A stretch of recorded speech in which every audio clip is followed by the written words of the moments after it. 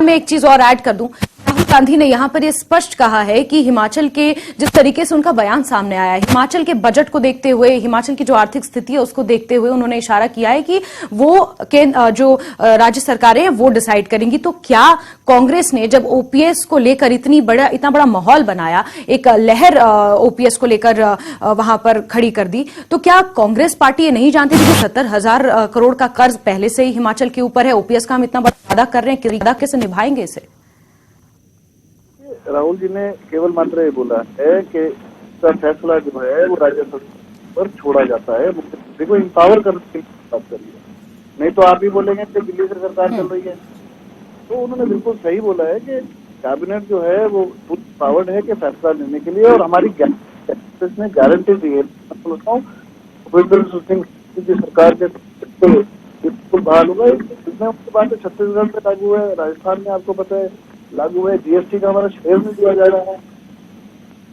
तो ये जो है पहली कैबिनेट में सामने जो है इसका प्रपोजल और ड्राफ्ट आ जाए। जी ठीक है, यानी आप कह रहे हैं कि पहली बैठक में प्रपोजल इसको लेकर पास कर दिया जाएगा। जिस वादे के साथ आप सत्ता में आ रहे हैं, जिस वादे के साथ आप सत्ता में आए हैं, उस पर काम किया जाएगा। लेकिन रणधीर शर्मा जी यहां पर आपके ऊपर आरोप ये भी लगा रहे हैं कि अभी कैबिनेट का गठन नहीं हुआ है, जो निर्णयों की बात की गई थी उनसे पहले ही जन विरोधी निर्णय लेना यहां पर कांग्रेस सरकार ने शुरू किया है। कोई भी जन विरोधी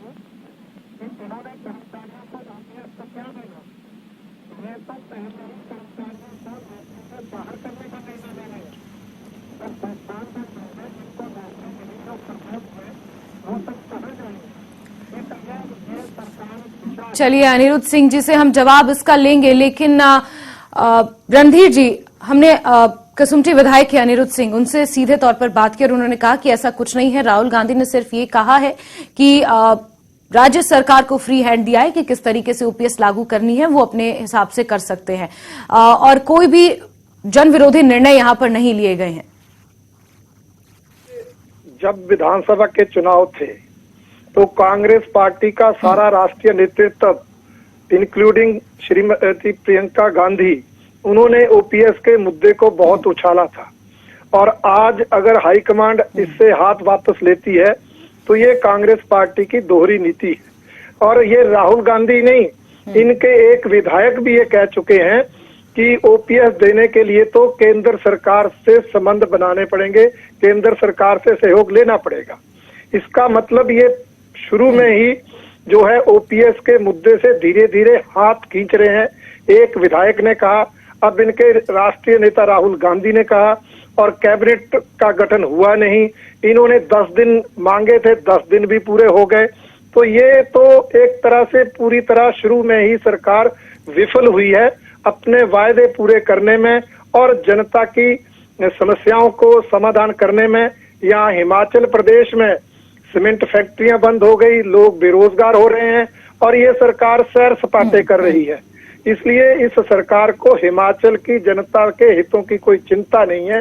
ये इनका मकसद सत्ता में आना था, सत्ता में आ गए, और अब ये सैर सपाटे करके मजे कर रहे हैं।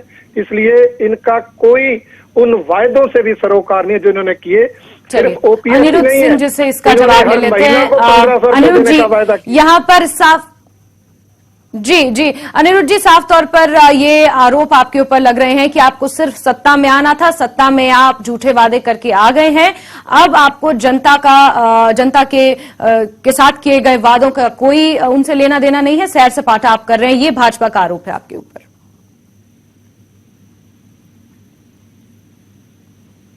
कि ओपीएस कैसे लागू होगी, सामने पहली कैबिनेट में जैसे कि हमारा गारंटी है, गारंटी के साथ हम बोल रहे हैं कि ओपीएस पहली कैबिनेट में लागू, कैबिनेट बनने की बात जो आप बोल रहे हैं, क्योंकि हाईकमांड से जो है विचार चल रहा है, कौन मंत्री होगा, कौन कैसा मंत्री होगा, मुख्यमंत्री ने और लीडरशिप ने इसका फैसला लेना है।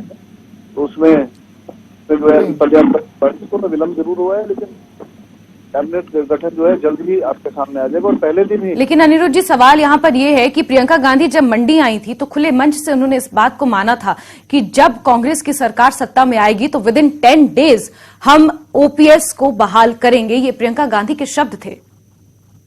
जो है कैबिनेट जो है का गठन हो रहा है और पहली कैबिनेट लागू होगी। रही बात नोटिफाई करने की जो आप बोल रहे हैं संस्थान और कर्मचारियों को बाहर करने की, मैं बोलना चाहूंगा पहली बात को बिना बजट प्रोविजन के जो है भाजपा ने जाते जाते जो है संस्थान खुले और जहाँ पे जरूरत ही नहीं थी। और कई कर्मचारी की बात, कोई कर्मचारी नया भर्ती नहीं हुआ था उसमें, क्योंकि नई अपॉइंटमेंट करी कि उनकी नौकरी चली जाएगी, तो जनता को गुमराह करने की बात जो है भाजपा कर रही है।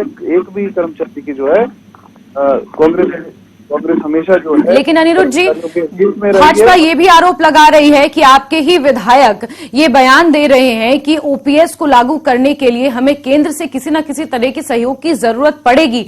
बिना केंद्र के सहयोग से, बिना केंद्र के सहयोग से फंड लिए बिना ओपीएस प्रदेश में बहाल नहीं हो सकती। 70,000 करोड़ का कर्ज पहले से ही हिमाचल के ऊपर है। देखिए, जो विधायक है, जो हमारे विधायक ने बात बोली है, वो तोड़ मरोड़ के जो है भाजपा बोल रही है। विधायक ने सिर्फ ये है कि कोई भी सरकार हो, सेंटर की कोई भी सरकार हो या विपक्ष में स्टेट की सरकार हो, आपस में तालमेल बना के चलना ही पड़ता है। और जो स्टेट का शेयर है वो सेंटर को देना ही पड़ता है। उन्होंने ये बात करी है कि संबंध जो है वो मुद्दा होनी चाहिए। ये तोड़ मोड़ के बात जो है भाजपा की बोलने की हमेशा से शुरू से ही आ रही है। ठीक है अनिरुद्ध सिंह जी, तो हम क्या ये माने कि जिस वादे के साथ आप सत्ता में आए थे, आप अभी भी उस वादे पर टिके हुए हैं और बहुत जल्द प्रदेश में ओपीएस बहाल होगी?